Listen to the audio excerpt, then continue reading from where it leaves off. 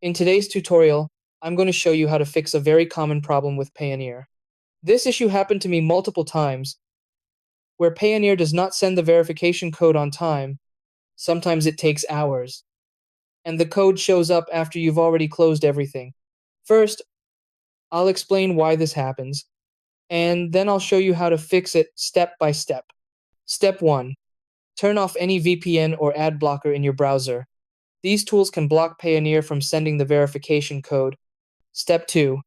Check your phone signal. Make sure your phone has a strong network signal, otherwise, the code may not arrive.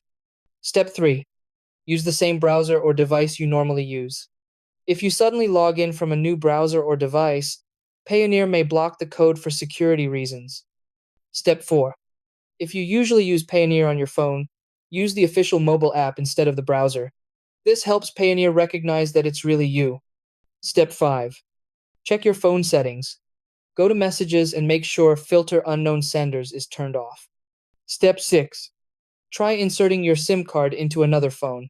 Many times, the verification code arrives instantly. Step 7.